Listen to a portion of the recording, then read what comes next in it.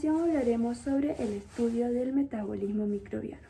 El objetivo de esta práctica es observar las manifestaciones del metabolismo microbiano como la producción de dióxido de carbono o CO2 y ácido láctico en condiciones experimentales.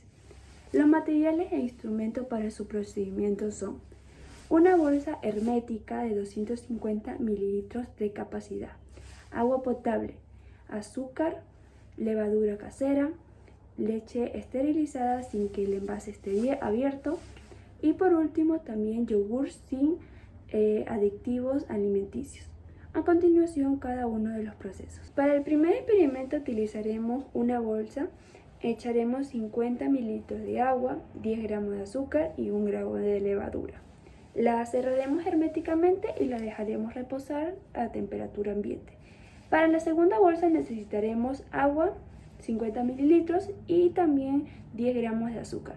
La cerraremos de igual forma herméticamente y la dejaremos reposar. 3 horas después. 3 horas después podemos observar como resultado en que una de las bolsas se infló y la otra no. ¿Cuál fue la diferencia que marcó ambas bolsas en que una se inflara y la otra no? Fue la levadura, ya que las levaduras son hongos muy pequeños, unicelulares, los cuales se van a alimentar de azúcares, de donde producen energía. Esto de aquí se conoce como el proceso de fermentación, que es un proceso anaeróbico y sin presencia de oxígeno.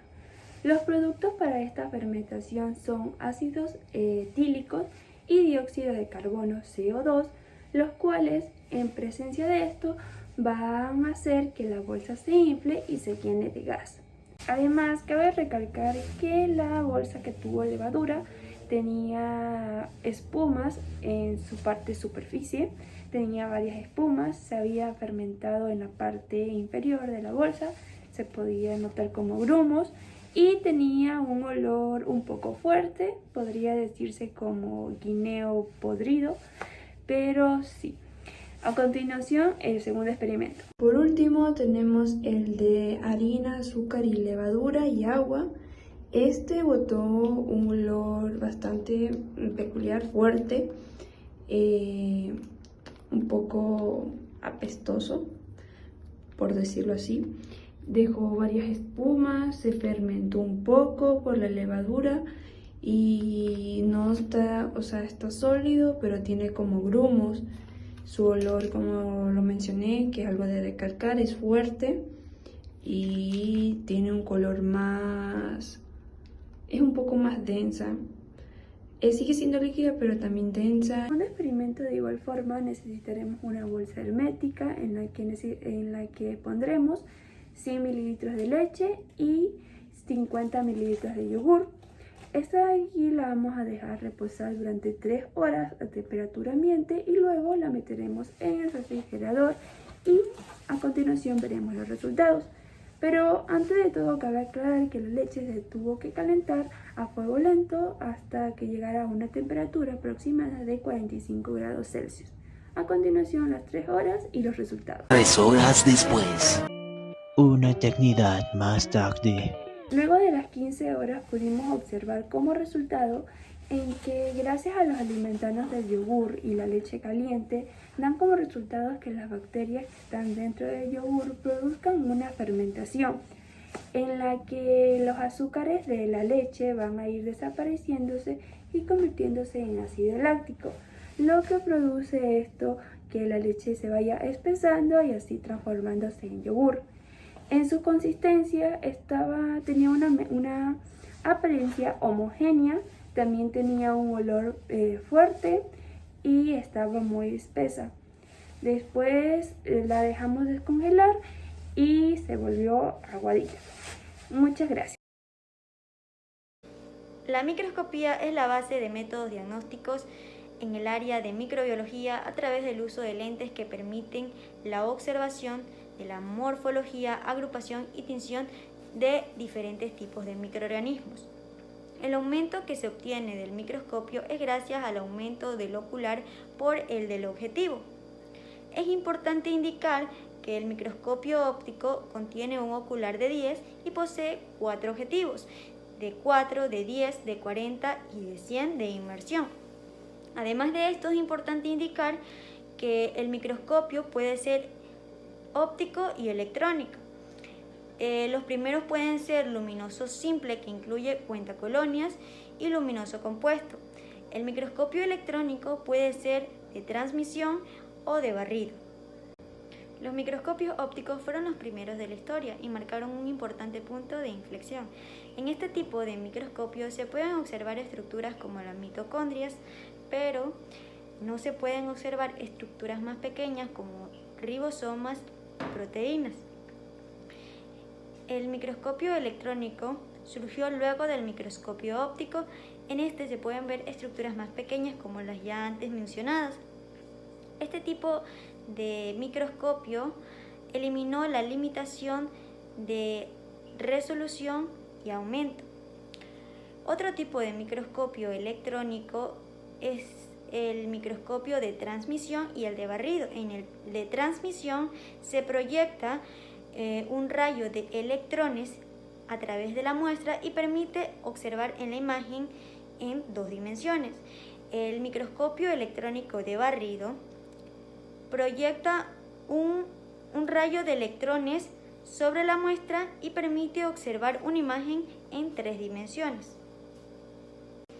El microscopio estereoscopio es binocular, tiene un aumento de 4 a 40 veces. En este tipo de microscopio se pueden observar muestras opacas. Además, este tipo de microscopio se pueden observar imágenes tridimensionales. En este tipo de microscopio también se puede manipular la muestra mientras se observa. El cuentacolonias es un instrumento utilizado para contar colonias de bacterias o de otros microorganismos que crecen en una placa agar. Dentro de las estructuras del microscopio óptico se tienen los oculares, que es lo que permite observar la muestra. Luego se tiene el tubo, el brazo. Luego del brazo se va a encontrar en la parte más abajo, se va a encontrar el tornillo macrométrico y el tornillo micrométrico. También se va a encontrar lo que sería el revólver, que va a permitir cambiar de objetivo. Los objetivos también existen, que pueden ser de 4, de 10, de 40 y de 100. Además, donde se coloca la muestra se conoce como platina. Debajo de esta platina va a encontrarse un foco o fuente de iluminación. En la parte de abajo, que se conoce como base, se va a encontrar el botón de encendido y apagado, además de un botón de regulación de la iluminación.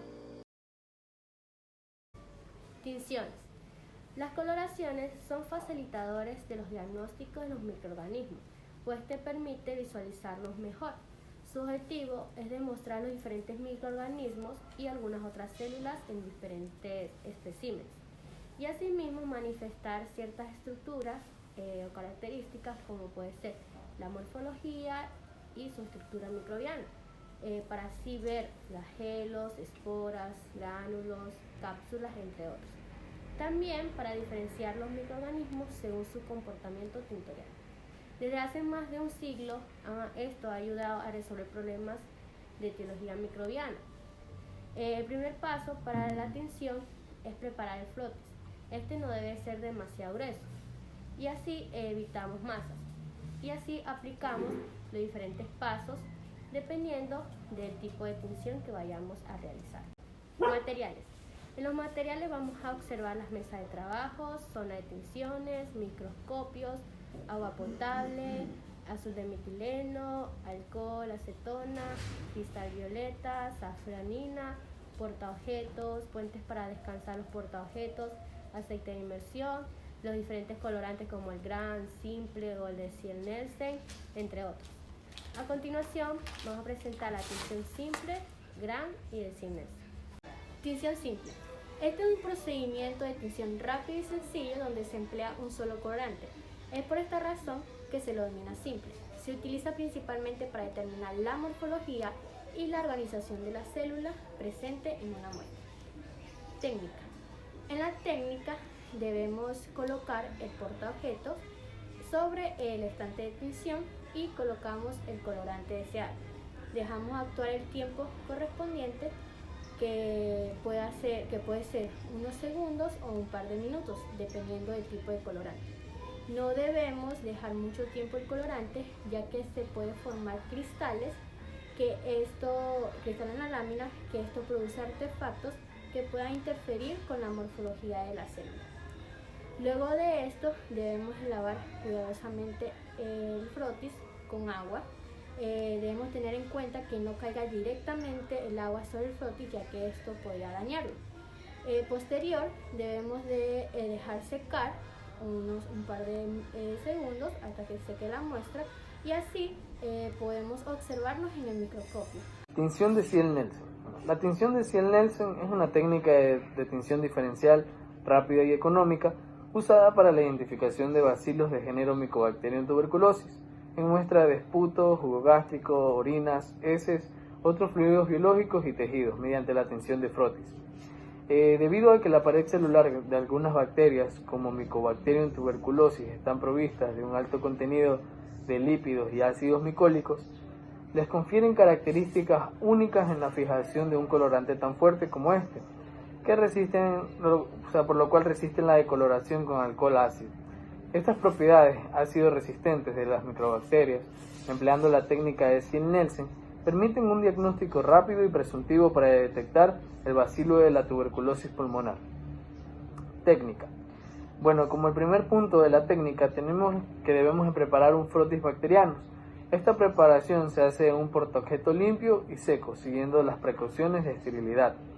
Luego de esto debemos de dejar sacar el frotis a temperatura ambiente, para posteriormente calentar un poco la muestra, aplicando fuego al portaobjeto por debajo de ella. La mancha se cubre con solución de carbol-fucsina, lo cual es un colorante básico primario. Luego de esto debemos de volver a calentar la mancha, y esto se debe hacer durante 5 minutos. Se debe notar un desprendimiento de vapor a aproximadamente 60 grados Celsius, y es importante no sobrecalentar y evitar quemar la muestra. Solo se debe aplicar una pequeña llama debajo del portaobjeto usando un hisopo encendido previamente, humedecido con unas gotas de alcohol ácido, metanol o etanol al 70%. Se debe evitar usar un hisopo grande empapado de etanol, porque esto nos provoca un riesgo de incendio. Luego debemos de volver a lavar la mancha, y este lavado se debe hacer con agua limpia. En caso de no contar con agua limpia en el grifo, debemos de lavar el frotis con agua filtrada o agua destilada. Luego de esto debemos de cubrir el frotis con alcohol ácido, y este alcohol ácido debe estar al 3%. La cobertura se lleva a cabo durante aproximadamente 5 minutos o hasta que el frotis esté lo suficientemente colorado, es decir, de color rosa pálido. Hay que tomar en cuenta que el alcohol ácido es inflamable, por lo tanto debe usarse con mucho cuidado, y también debemos evitar estar en zonas cerradas y fuentes de ignición. Luego se debe lavar la muestra con agua limpia y destilada, y posteriormente cubrir el frotis con colorante. Puede ser un colorante verde de malaquita al 0.5% o azul de metileno al 0.3% durante 1 o 2 minutos, utilizando el tiempo más prolongado si el frotis es más delgado.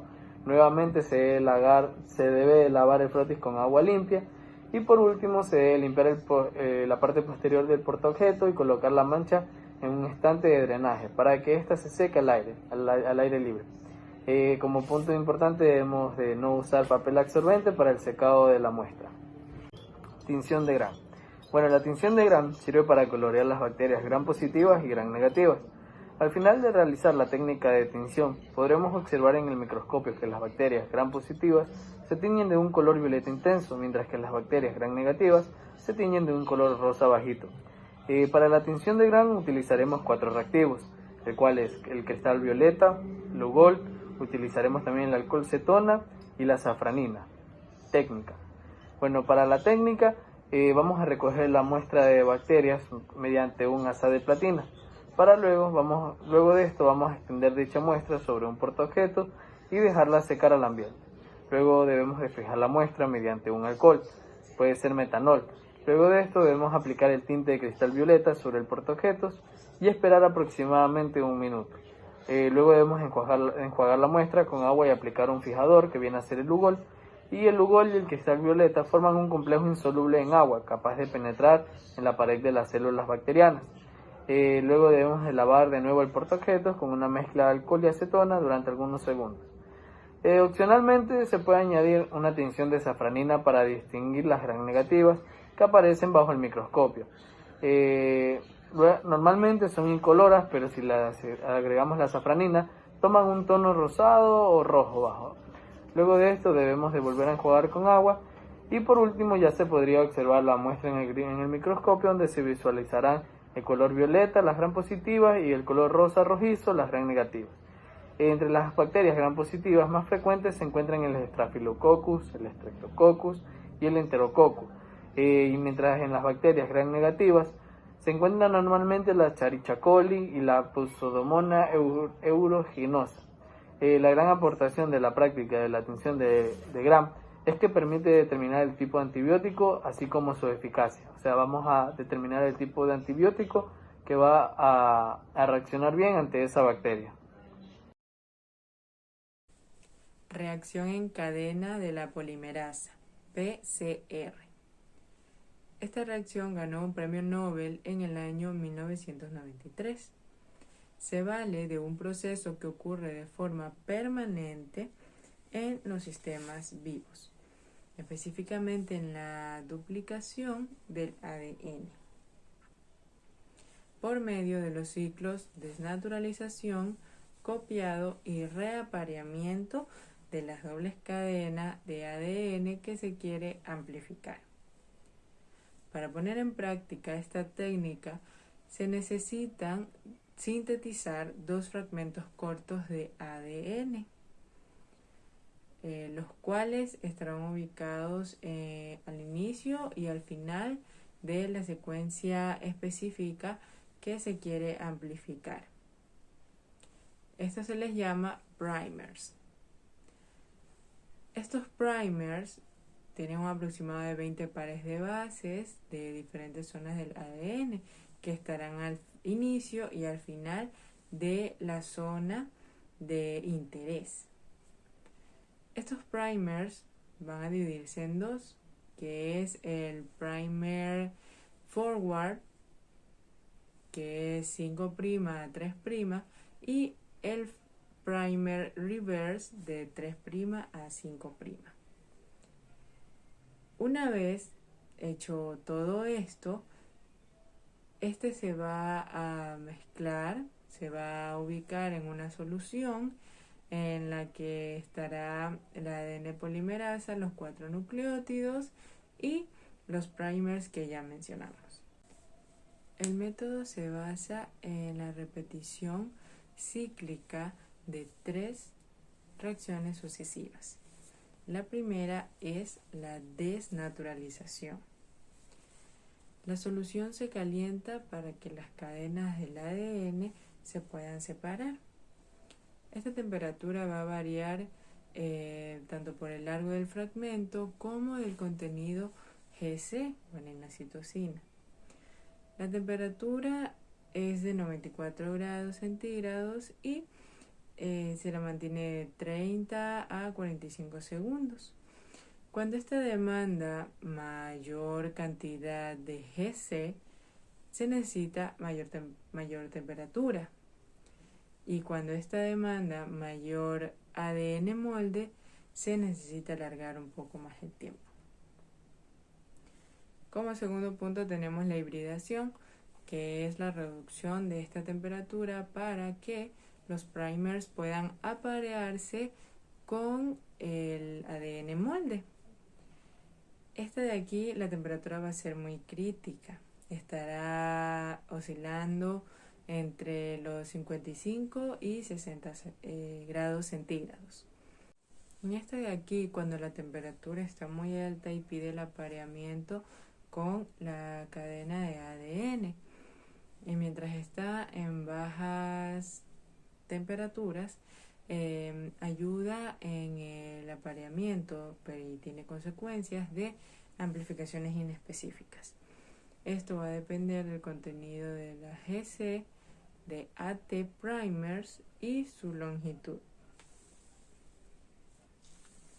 Y como tercer punto tenemos lo que es la polimerasa. La ADN polimerasa cataliza la síntesis simultánea de las dos cadenas a partir de los fragmentos que actúan como primers. La temperatura que se utilizará aquí va a oscilar entre los 68 grados o a 72 grados centígrados. Esto también depende de la enzima que se vaya a utilizar. Y se calcula 1 minuto por cada 1000 pares de bases a amplificar. Una vez hecho todo esto, nos daremos cuenta que el fragmento elegido ya estará duplicado. Por ende, se duplicará el ADN molde. Y a partir de esto se usará para el segundo ciclo. Y el resultado que nos da de esto es una amplificación exponencial. Poder tener cationes divalentes que puedan ayudar también a esta actividad polimerasa, que sería el magnesio en mayor cantidad y el manganeso en menor cantidad. Los 4 nucleótidos trifosfatos, los DNTPs y los primers son los que tienen la capacidad de poder interaccionar con el magnesio debido a su mayor molaridad. También se puede usar un buffer comercial que ya viene incluido el magnesio. Una reacción típica contiene cantidades equimolares de 200 a 250 milimolar de cada uno de los DNTPs. Estos DNTP son bases que va agregando la Taq polimerasa a lo que va avanzando la reacción. Para la realización de esta técnica necesitamos la Taq polimerasa, los DNTPs en igual proporción, los primers, el buffer con el magnesio y el ADN molde. Se pipetean cada uno de estos elementos en cantidades necesarias en un tubo de pendor. Luego de esto se realiza la master mix o la mezcla de la reacción en mayor volumen para evitar errores al momento de pipetear. Una vez hecha esta master mix, se procede a pasar en cantidades necesarias, microlitros, a un tubo de 0,2 mililitros para así empezar la reacción. Una vez hecho esto, tendremos el volumen final aproximado de 15 a 50 microlitros. Luego de esto se lo va a ubicar en el termorreciclador con temperatura y tiempo de la desnaturalización, de la hibridación y de la extensión. Y al finalizar toda esta técnica podremos observar que existen millones de copias del fragmento de ADN. Prueba de ELISA. Hay dos participantes principales. Están los linfocitos B, que se encargan de producir los anticuerpos. Estos anticuerpos son proteínas que se encargan de reconocer a los patógenos. Cabe destacar que hay miles de millones de anticuerpos diferentes. Existen anticuerpos que se encargan del reconocimiento de la infinidad de las moléculas del interior de los patógenos y de células propias. ELISA significa análisis de inmunoadsorción ligados a enzima. Cabe destacar que se le llama análisis en sándwich porque al finalizar este procedimiento queda una capa abajo, algo en medio y otra capa arriba. Hay un método directo y un método indirecto. En el método directo se utilizan las placas de ELISA, que está conformado por 96 pozos. Cabe destacar que cada uno de ellos mide 0.5 por 0.5 centímetros. Esto se usa para medir concentración. Procedimiento. En el vasito se coloca la cantidad fija del anticuerpo contra el antígeno de interés. Cabe destacar que estos anticuerpos están formados por proteínas y estas proteínas son muy pegajosas. Para continuar con el procedimiento se le coloca una proteína que no sea de interés para generar así un bloqueo y cubrir los espacios que dejó el anticuerpo. Cuando ya se tenga todo preparado, se agrega la muestra del paciente. Luego se procederá a dejar unos minutos en reposo, dependiendo del tipo de muestra. Cuando esto ya esté, se procederá a virar el vasito y lo único que quedará pegado es lo que va a reconocer el anticuerpo. Lo siguiente que se hace es añadir un segundo anticuerpo y esto lleva pegado una enzima que generalmente es una peroxidasa. Esta por lo general hacen reacciones y lo que va a hacer es transformar una molécula en otra. Posteriormente se le va a agregar el sustrato y este va a actuar con la enzima. De esta manera va a cambiar el color y es ahí cuando se va a notar que hay algo, ya que si cambia de color significa que está presente el anticuerpo y si este está presente también está el antígeno. De esta manera detecta la prueba ELISA si existe o no lo que se está buscando. Cabe destacar que para medir los resultados de la prueba ELISA se necesita un espectrofotómetro que se utiliza, este da el resultado exacto de la absorción y nosotros ya realizamos la conversión para así obtener un resultado exacto de lo que es las concentraciones. Método indirecto. Es cuando está formado el llamado sándwich y el segundo anticuerpo no va a tener enzimas. Por lo tanto, este anticuerpo va a detectar el anticuerpo con enzimas y se van a pegar. Entonces, posteriormente, el vasito se va a girar y luego se colocará el sustrato y obtendrá color. Gracias por la atención, esperamos que este video sea de su agrado y de su ayuda. Gracias.